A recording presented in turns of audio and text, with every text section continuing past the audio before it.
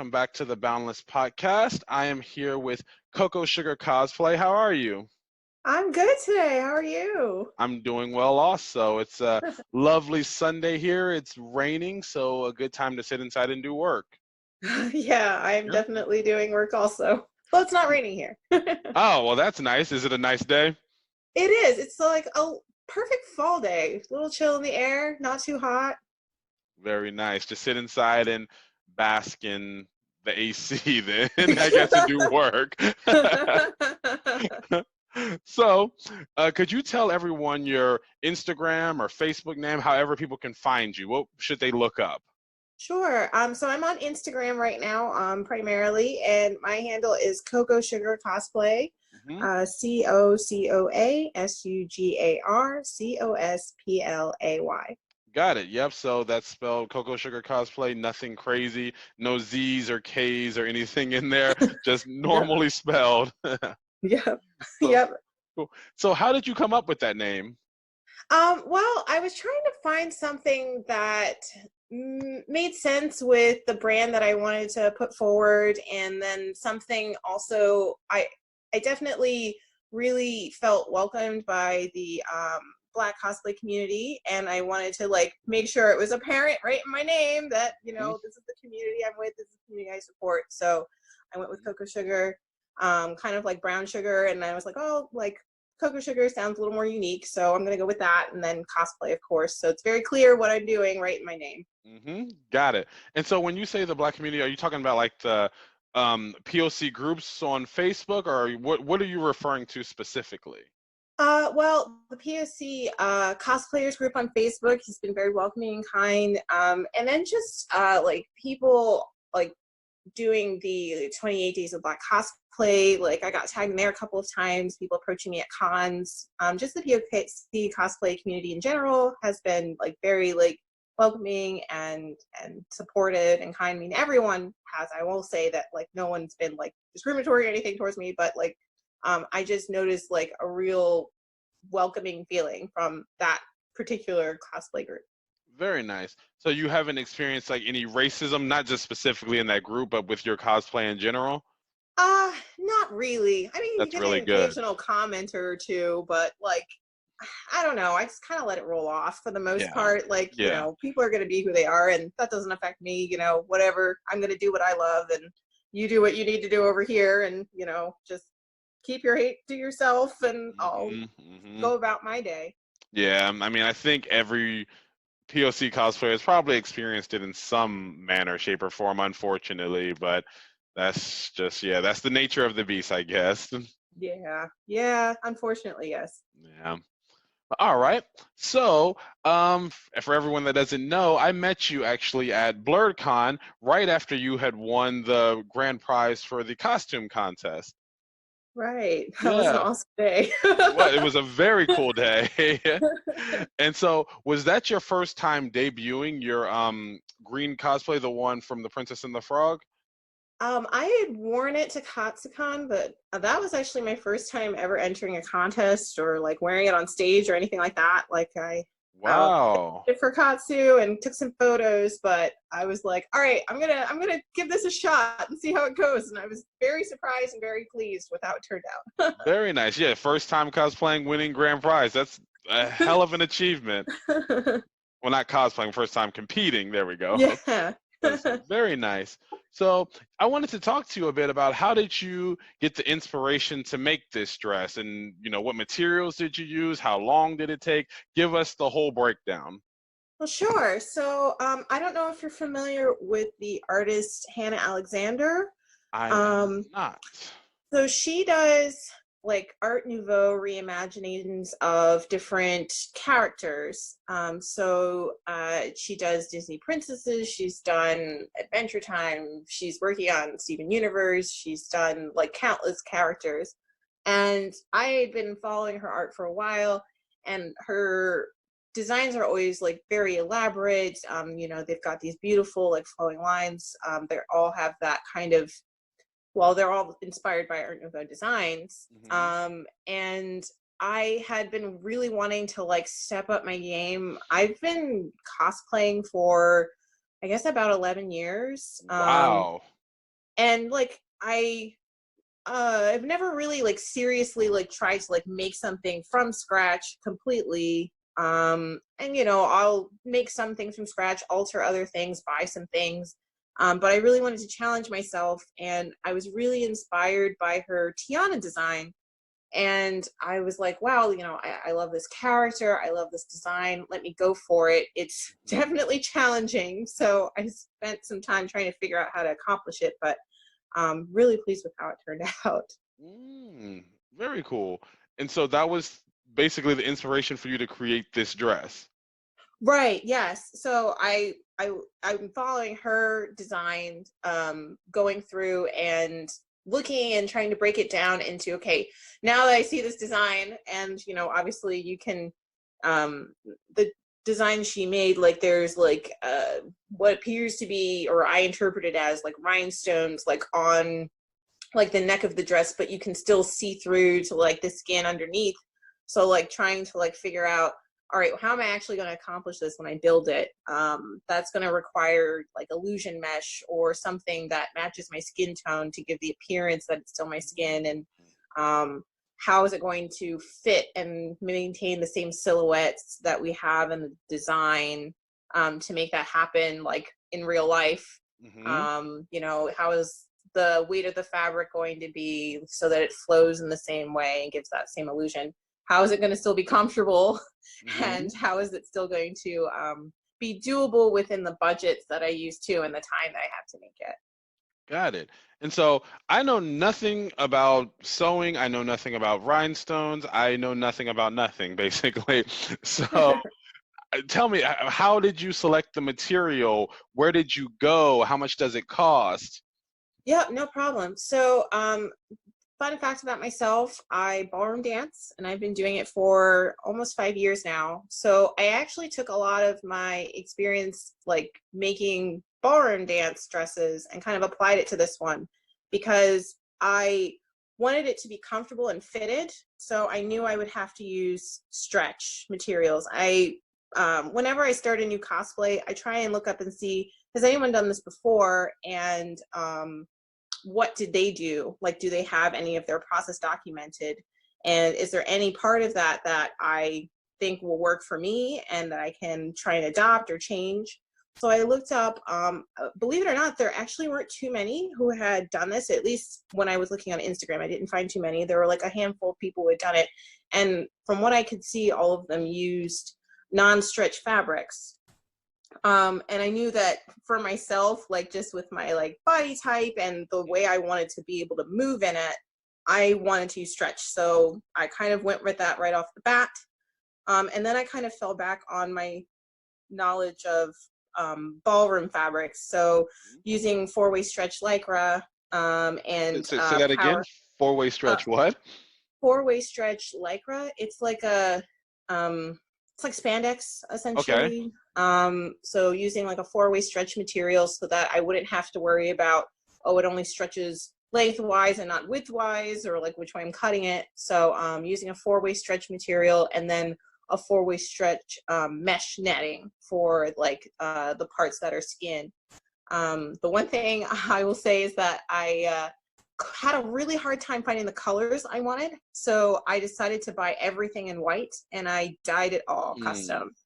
That's Um, interesting. Wow, I would have never thought of that.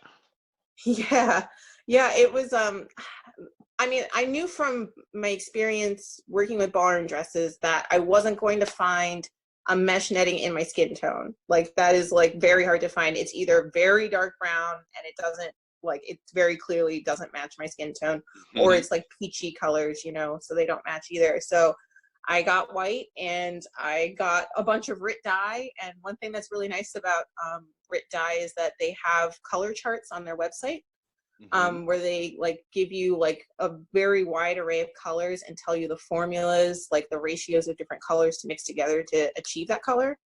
Hmm. And I took a day and I got all the colors I needed, and I basically cut a bunch of test strips and then played with the ratios until I found the color that I liked, and then I dyed all of my fabrics um, that one day. Wow, that is dedication. Jesus. Wow.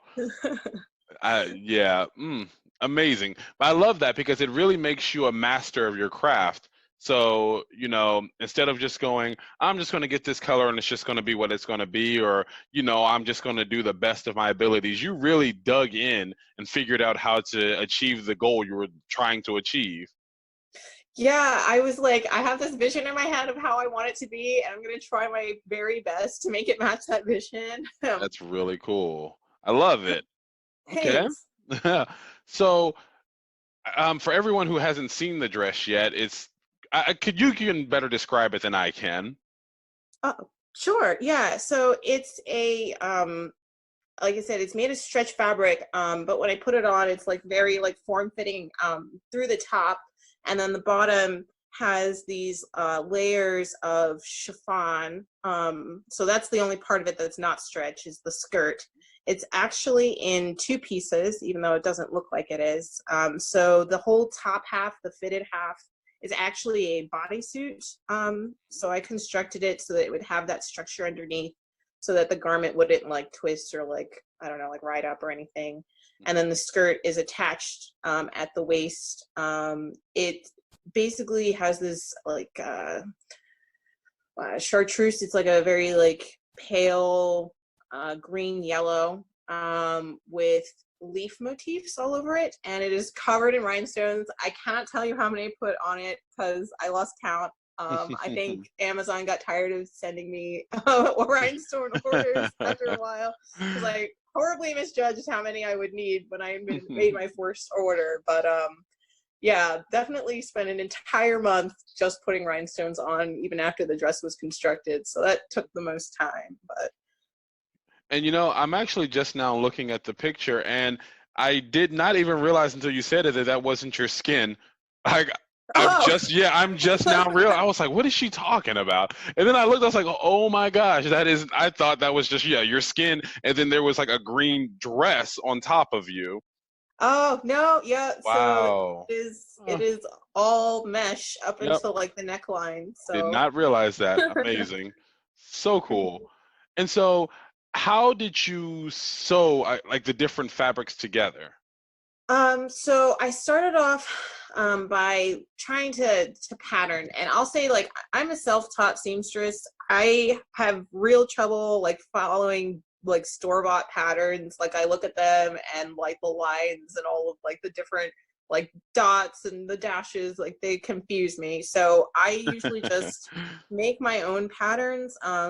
I invested in a dress form not too long ago, A and dress it's form? yes, it's like a mannequin, but it's like Oh, adjustable. got it. So I have it adjusted to my measurements already. So I basically, before I start sewing and I'm making my patterns, I use the like the saran wrap method. So Mhm. you take saran wrap, you wrap it around the form or yourself if you'd like, and then you take masking tape and you put it over the saran wrap, Mhm. and then you can actually draw your pattern either on yourself or on the dress form. Mhm. Then Mhm. you cut it out, and then that you have your pattern and it's already custom fit to your measurements. You just have to add some seam allowance to it so that when you sew it together it doesn't shrink. But I use that method quite frequently for pretty much all of my cosplays. Anything that's not like a pretty standard shape, I'll either do that or I will like use a item of clothing that I already have and either take it apart to make a pattern, or I'll like use it to like make a custom one. Got it. Okay. Because I've heard of this method a lot of times from other cosplayers using it for like EVA foam builds and armor builds, but I guess I just never imagined people were also using it for like cloth builds.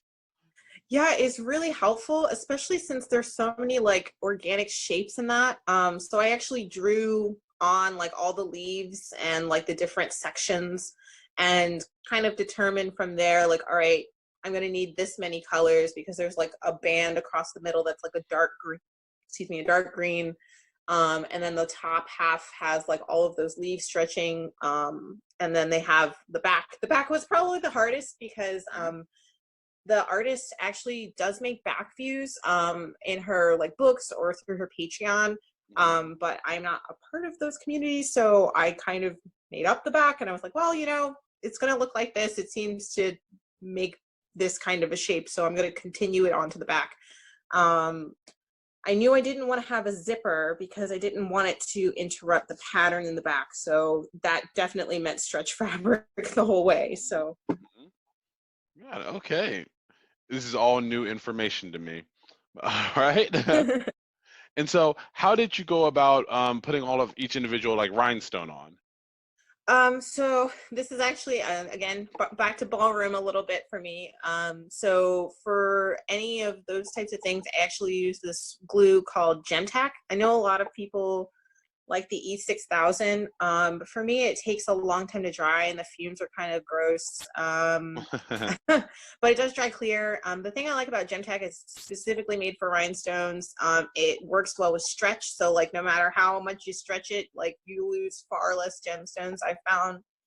It also dries really fast and it dries clear. So I use Gemtech anytime I need rhinestones done. But what I did was anywhere you see a line, I actually drew the line in fabric marker and then put rhinestones over the line just in case one popped off. I didn't want it to be too noticeable because you will lose some rhinestones. It's just normal. But so I went around doing that method with the exception of some of like the panels on the bottom near like the skirt that kind of hang over the skirt.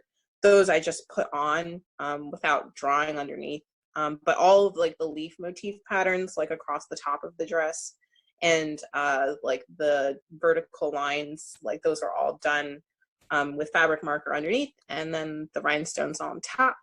I ordered several different sizes and colors and just kind of went to town on it again, like every night propped up a little tray table and you basically put a dot of glue down. I actually have glue syringes so that you can get like really small dots. So I use a glue syringe and put down a dot and then place the rhinestone. I have like a tool that allows me to pick them up pretty easily, but honestly, sometimes I just use my hands. Spent a couple of nights in Panera with my iPad on Netflix, just doing it like in between like work and other things I have to do. So.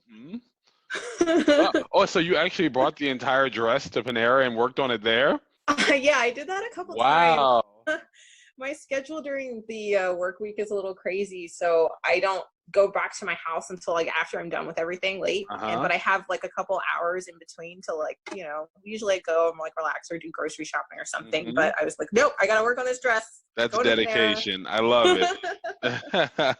Very nice. And so how about the headband?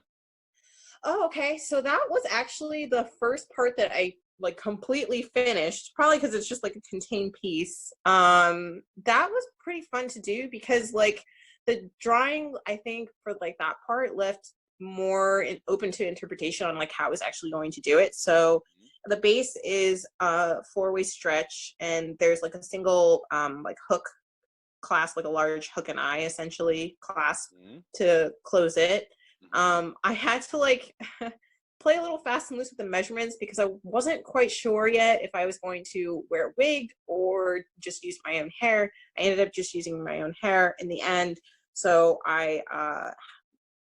it made it so that I wanted to make it a little bigger because my hair has more volume than a wig. So either way, I took my measurements and then I actually beaded. The rest of it, like I glued rhinestones down, but that I actually had to bead. So I had like a lot of some Swarovski beads and I got some beading thread, like some like translucent thread and a beading needle, and I like just strung like lines of those beads for a while and then sewed them on so that they draped like they do in the photograph. Got it. Very creative. And Thanks. you did this all from scratch without any type of guide? Yeah, there weren't any patterns to use, so I kind of just made them. I kept them upstairs just in case, I don't know, something were to happen, but then I'm like, no, man, that's kind of like a one-time thing. I don't think I'm going back to that one. Got it. And so is this your favorite cosplay that you've ever created? You know what?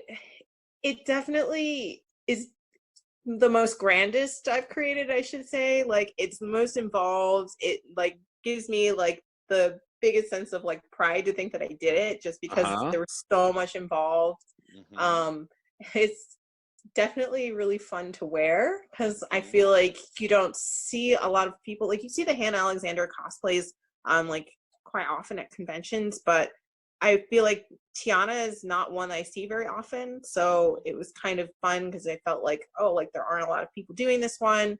And a lot of people like came up to me and told me that they really connected with the character and like it was Mhm. really great to like see her being done, you know. Mhm. Mhm. So yeah, I guess she is like up there in like my top three favorite cosplays of all time for sure. Okay. And what's the other two? I probably better known for like my Garnet cosplays. Mhm. Like I love cosplaying Garnet. It just makes me feel so happy and like I don't know, like she's an awesome character and she's so powerful and like strong and but like I don't know. I love cosplaying Garnet. Okay. Also, it's nice to wear pants. I'll just say, like, it's nice having like just a jumpsuit on, and it's really fun because it allows me to do some fun stuff with prosthetic makeup. Mhm. So I was able to get into that for her like third eye and stuff. So that was Mhm. really fun, and I get to wear my natural hair out for that too. Mhm. So Mhm. that's a good time. Nice. And I see is your recent images of your most recent cosplay, the Vanessa from Black Clover. Correct. Yes, I wore her for Colossal Con East for the first time. That was really fun. You know, Black Clover for me, like it gives me like nostalgic vibes, like just like the way the anime is. Like it reminds me of like some of like the ones I used to watch, like just like some of the big three, like back in the day. Like I guess just the way that the show is structured. Wait, And wait, which big three? well, I'm talking about the big three. You know, like Naruto, Bleach, One Piece, like those Oh, okay. I was hoping. I was like, see, I was trying to use that to judge how old you were, and I was like, let me see what she says here. Okay. Yeah, yeah, I don't want to date myself, I guess, but I guess I did. Those are like the ones that like I won't say like I grew up with them. I was like older when they came out anyway, but like I think they kind of really got me into like anime as I'm into it now. Like when I was very little, I watched like Sailor Moon and Card Captors and like things like that that were on. But like, you know, I watched them like Saturday morning cartoons, so they were all in English and um but like growing up then and watching some of the others, like really getting into like watching them with subtitles and then going to conventions and cosplay and things like that. Yeah, because I say my big three were probably actually oh my gosh, Cowboy Bebop, Huh? Trigun, and probably Rurouni Kenshin. Okay. Yeah, Well, I know so those too. I know those too. yeah, so like usually whenever people say those, I'm like, okay, we're around the same age. So all right. Yeah, Yeah. that's really funny. Ah, it brings back good memories though. Yeah, definitely. Mhm. And so, actually, I remember sitting in the crowd and watching you go across the stage, and you got to meet what I consider like the Beyonce of the Black cosplay world, which is Cutie Pie Sensei. Oh my gosh, She's, yeah, she's like amazing. She's absolutely amazing. Yeah, like definitely like a groupie. But Me too, me yeah, too. I was dying inside a little bit. I was yeah, like, you know, like I was like, what was that like for you? Because she gave you compliments. I remember on. I can't remember what she said, but I just because it was a while ago. But what did she say about your cosplay? uh, she was uh first of all, I just want to say like I love her so much and Everybody loves her. Yes. uh, she mentioned that it didn't look like they were made from stretch materials and she didn't even like notice that they were made from stretch materials until I told her in the prejudging and she was really impressed with how I made them look like they were non-stretch and that was like such a huge compliment because I think she's absolutely wonderful like when for the like the prejudging like you go in and it's just you and then the three judges and you have to like basically like pour out like all of the details on your cosplay and they come over and they look at it they like touch it and like you know do all that stuff and I was like oh my gosh like she's here like oh like It's her. It's Yeah. Yeah. I'll tell you a really funny story. It was maybe Heroes Con, something here in Charlotte, and it was when I had just started doing cosplay photography. I think it was my very first convention as a cosplay photographer. You know, I don't know what I was doing, and I'm just walking around asking people if I could take their picture. And oddly enough, I took her picture when she was wearing her Wonder Woman cosplay. Oh, okay. Yeah, and so That's amazing. yeah, so I took her picture. I didn't know who she was. I had no clue. And then so I remember I was like, I posted the picture on Instagram. I didn't know anything about hashtags, whatever. So then maybe like, yeah, so it was at Blerdcon when I met her, and I forget how many years have passed now. And I was like, I told her, I was like, do you know, like, I took your picture like 2, 3 years ago, and I had no idea, like, who you were and like how amazing you are. And so, yeah, that was like, I felt like we had a moment. And I was like, man, I had like a moment with a star. So, yeah, Yeah, right. Oh my gosh, you're so wonderful. yeah, she's absolutely amazing. So, anyways, so what is your next big cosplay? So my next big one, I am planning to make this. I don't know if you're familiar with the anime Revolutionary Girl Tiana. I am not. So it's an older one, and this is actually one of the times in which the cosplay got me into the anime and not the other way around. Okay. I saw an artist interpretation of Anthe, and she's one of the characters in the show. She's like, I guess, one of the main characters, and it's this like. Well, so I was looking at images now. Is she the one with like the military kind of attire? That's Utena, so that's the main character. Okay. Anthe has she's like brown skin, she has purple hair and glasses. I see it now with a red dress. Yes. Yep. So this artist, and let me look up the name because I want to make sure I'm saying it right. No problem. But one moment, sorry. Desi, No Desi Des, DESSI_DESSU is the artist, and she did this like beautiful interpretation of Anthe's gown, kind of done like in this like ball gown with all of these beautifully ornate like red roses and this cathedral veil. And I fell in love with the design, and I was like, oh my gosh, like I need to know more about this anime, I need to know more about this character. So I like binge watched the whole show. It's awesome. It's an oldie but a goodie. It's like it's really cool because I wouldn't have heard of it. Like I'd heard of it vaguely, but I never watched it, and so I got into it. And so I've started work on it. It's gonna be, hopefully, fingers crossed, done by Katsucon in 2020. And so I'll be working on debuting that there. It's definitely going to be very involved, and I'm trying again to do everything from scratch as best I can. So fingers crossed for that one, that it gets done in time, because there are a lot of roses, and I'm actually hand making each one. So. Oh my gosh, you always go above and beyond. I'm trying it. Very nice. Yeah, I was actually on her page right now, and I have never heard of her either. And yeah, she has some phenomenal work. I don't know. There's this. Who is this character? I have no idea, but it really caught my eye. It says Ginjinka Design. I'm not exactly sure who it is. Yeah, she does Spinel? a lot of. Who? Spinel's son. That's what it says. Yes. Yeah. Yes. They're from Cardcaptor Sakura. So she does a lot of these like anthropomorphized, like human interpretations of non-human characters or concepts. She does a lot of those. So like that was like, if you're familiar with like Kiro and Spinel from Cardcaptor Sakura. And the great thing that, or one of the things I really appreciate about this artist is that she does these designs, but then she also makes her cosplays too. So she cosplays and she designs. It's really cool. So cool. She's very talented. Oh, no. Okay, no, actually, she just looks like somebody else I met. I was like, oh my gosh, should I meet this person too? But no, she looks like someone else. Okay. Yeah, but yeah, that's a very gorgeous dress. And it's actually funny. I started Cardcaptor Sakura, but I never finished it. I had an ex that was really, really big into it, but I never picked up that habit. And you know, it's so hard too, especially like as a photographer. Like I take so many pictures, but man, like I like to consider I've watched a decent number of anime, but like, oh, there's still so many characters. I'm like, I have no idea what series you're from, but your dress is amazing or your outfit is amazing. Yeah.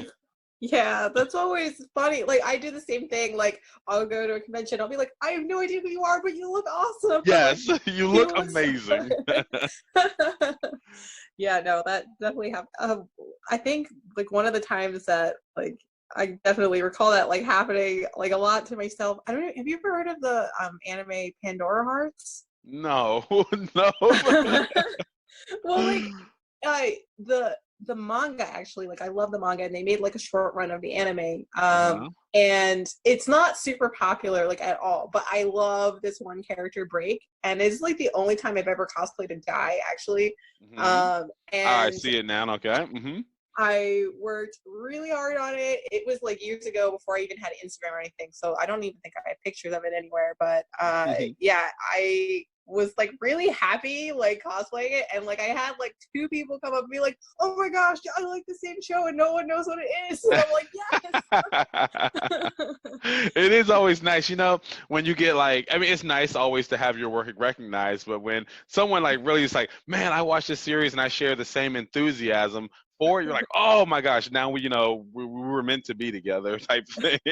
Yeah, it's Yeah. nice because like especially like smaller fandoms that don't get like a lot of like people in them or like recognition or maybe not recognition but like a lot of people don't know what they are, and Yeah. so like it's always exciting when you meet a fellow fan from like a small fandom because then you can Hmm. like geek Hmm. out together. It's a good time. 100% agree. And so, well, wait a second. I was just actually looking on your page now because I'm still like, you know, enthralled with some of the your cosplay, some of your previous cosplays. And so you were saying that Garnet was one of your favorite, and then this one. Which other cosplays have you done? Oh yeah, because I said you did the Garnet was one of your favorite, and then the one from Princess and the Frog, and we were missing the third one. Oh, okay. Yes, you're right. I didn't mention what the third one was. Yeah. I actually really, really loved doing my Raven cosplay from Teen Titans. Uh-huh. Um, it was the first time I'd ever done anything with like body paint or like extensive makeup. Hmm. And I knew I like won a point when like I was sharing the picture with my family, and then my own mother was like, "Oh, I didn't even recognize you." And I'm Very like, nice. Yes, and I'm sure she's disconnected with the cosplay. Yeah. no, but like, she was like, I didn't recognize that as you. That's you in that picture. And I'm like, that's me. It's me. But I had a lot of fun. It was a really comfortable cosplay. The only thing I will say was a little cold because it's February and I wore it for Katsu. But Mhm. it was a lot of fun to wear, and I definitely want to do it again, maybe for like a warmer con. Mhm. And I think that there are definite improvements I can make. It's not one that I like made from scratch, but I had a lot of fun wearing, and Mhm. it probably required the most like wig work, which is like kind of odd to say because her hairstyle is quite simple. But Mhm. I didn't buy a lace front, so I basically tried to like make her hairline from like a non-lace front wig, if that makes sense, by like Mhm. kind of like using like glue, I guess, or gel or whatever to like mimic like the edge of her hairline because she's got that widow's peak. Mhm. And I started with a rather long wig. What I was finding was that like her hairstyle in the show is like very tapered in the back and has those parts in the front that are a little bit longer and they angle quite sharply. Mhm. And like just like I mean obviously like I've seen people do Raven like very well like in lots of different places, so like looking at inspiration from other people, a lot of people kind of went with like a longer hairstyle, and not a lot of people were doing like the shorter hairstyle and like the tapered one. So I really wanted to try and do it to like make it really look like the cartoon, like the show. So I had a lot of fun doing that. Really fun, kind of dipping my toes into like the whole arm socks and makeup thing. I made my arm socks by hand actually, which was hard. but really fun and rewarding. And I'm actually, I did buy my orange socks this time, but I had a lot of fun upgrading them for this year's my Halloween costume this year, which I'm frantically working to finish in time. And it's actually Sally from Nightmare Before Christmas. Nice. So I have all that documented in my stories, but I have a lot to do yet, but I'm feeling positive that it'll get done in time. Well, I'm glad you took some time away from it to actually speak with us. Oh yes, of course, of course. And so, what are your overall cosplay goals? Because you say you've been, cosplaying for 11 years, so you're definitely, not wet behind the ears. You're, you know, pretty established in the whole cosplay scene. So, what would you say your overall goals are going to be? I mean, for me, cosplay is like the way to like hone my creative skills. Like I really want to like learn a lot more and practice a lot more in different like areas. So I don't, or I really haven't done anything with armor like at all. There's a cosplay that's in my plans that does require like armor building. So I really want to learn more about that and grow in that area. Okay. I've only like dipped a toe into mold making and that sort of thing. I've been kind of afraid of it just because the materials can be kind of expensive, and I try to like keep my cosplays not too pricey. Define not too pricey. Well, I mean, I guess if you look at the hours I put into it, but just like materials cost aside, it shouldn't materials cost more than what it would cost me to buy like, I don't know, something that I buy from somebody. Like, you know what I mean? I'm not following you. So, like, if I could spend the same amount of money to buy it completed, Oh, like, gotcha. versus like spending money on the materials, and then my time I don't count, but I suppose I should start counting it, but I don't. So I try to keep it like, how much would someone charge me if I commissioned it, and can I spend less than that to do it myself? Got it. Would you say you spent more than $500 on a cosplay and material? $500. Um,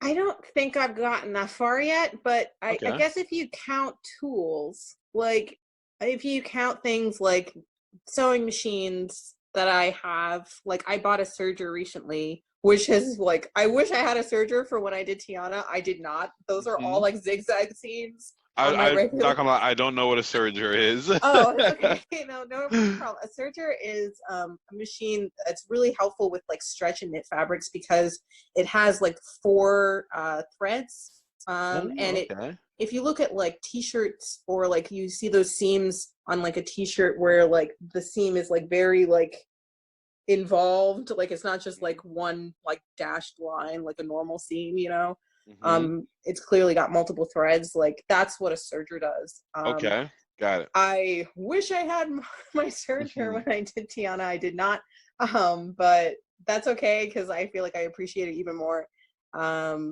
But yeah, definitely serger was an investment. But I try to like be practical about when I buy those things, like the serger, the dress form. I got an airbrush, which I haven't had a chance to really play too much with, but I'm really excited to use for when I do start really breaking into armor. But I try to like invest in like a tool like a year if I can, and I try to be smart about like saving up or buying it at Black Friday, or things like that, so that I'm not like expending too much of my budget on things that. I mean, ultimately, this is something I do for fun, and like it's not going to be fun if I'm broke at the end. If I'm too broke to go to cons or have fun, like. So, do you think you would ever like to try to, get professional and make it one of your main sources of income, or, be able to quit the day job for it? I fantasize about that sometimes, and it would be awesome to do, but I know myself, and at the same time, like, this is like a fun thing that I do. And while I wouldn't mind an occasional, like a commission here or something there, like to do it consistently, I feel like I would lose my love for it, like if I had to do it all the time. Like if that makes sense. Yeah, because it's now kind of like a job. Right. And I Yeah. do actually like my day job, I quite enjoy. It's fun. I work in marketing, so it's a good time. Okay, very nice. Oh yeah, I completely forgot to ask you that. How do you pay for all of your cosplay? What do you do? Yeah. I work in the digital marketing field, so I work for an agency that does like search engine optimization and like paid traffic ads and like web design and development and I work in email marketing and I've been doing that for about I guess 7 years now. So graphic design background and a fine arts background like myself, like in school and college, and then kind of worked my way into project management after graduation and then into digital marketing and email marketing eventually. It's really fun. It's fast paced and keeps me on my toes. So that's how I pay for my fun hobbies like ballroom dancing and cosplay. So Got it. Yeah, you just weren't given a trust fund, and you've been just living off of that your whole life. I wish I still have like rent and student loans. Yeah, don't we all, man? Oh man. But yeah, at least we can hopefully find some form of pleasure outside of paying bills in the form of cosplay. Right. I mean, like, when I wasn't really like as into like cosplay as I was now, when I was like kind of just getting out of college and starting off, like all I did was work. Like I would work and I'd come home and go to bed and I'd get up and I'd work again. I'm like, this isn't fun. Like I should be enjoying my life, like doing things that I like to do. So it was really important to me to have, why else would I work if it's not to earn money to spend on things that I like to do. So yeah. Cool.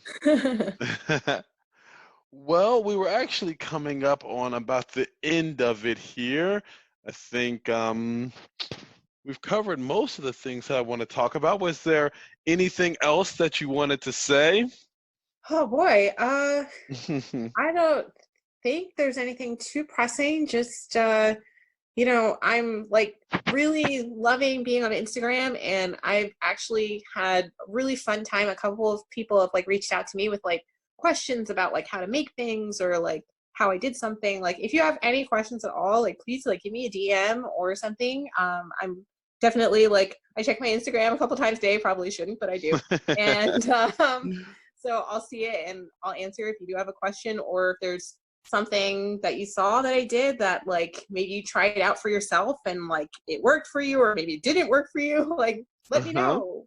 I definitely like it's good to hear. Yeah, definitely. You want to give your information out again so that if they forgot it over the course of this interview. Oh yeah, sure, of course. So it's Cocoasugarcosplay, COCOASUGARCOSPLAY on Instagram. Very nice. Are you on Facebook too? I'm not on Facebook. I mean, Okay. I just like my own personal Facebook, but I kind of lurk around on Facebook. I'm not on it very often, but definitely Instagram is where I'm active. Okay. And do you have a website or anything or Not yet, but I will Patreon? say I'm in the process of setting up a coffee, if that's how you pronounce it. I keep wanting to call it Ko-Fi, but I've been told it's coffee, so. Me too, yeah. In the process of setting it up. It should be done maybe at the end of the week or so, because I was encouraged to like just try it. So I'm gonna give it a shot. Like you don't have to do anything on it, but if you do decide to support me on coffee, that's awesome, and I'll definitely give you a shout on my Instagram. That's about all I got. I am trying to maybe start getting something up off the ground, potentially with like a website with a YouTube channel and some tutorials, along with my sister, and Elite Cosplay. So that is in the works. It's been in the works for like a little bit. It's just a matter of both of us like really sitting down, planning, and having time. But we've already started moving forward on that. So maybe in a couple months or so, expect to see like maybe some tutorials from us, some posts about like different things that like we've experienced, like especially like doing like cosplay makeup when you're like a person of color, like brands to like look at. I know that's something my sister is really interested in. I was going to include something Yes, I definitely want to find it because I'm looking for a makeup artist because I have a lot of shoots in mind, but I can never A, get a makeup artist, and for some reason B, get cosplayers. Well, there's not many, it seems like, in North Carolina. I mean, there's a ton in New York and DC and Atlanta. Right? I mean, yeah, because they're large cities, of course. But Yeah. man, it seems like I struggle to find them here.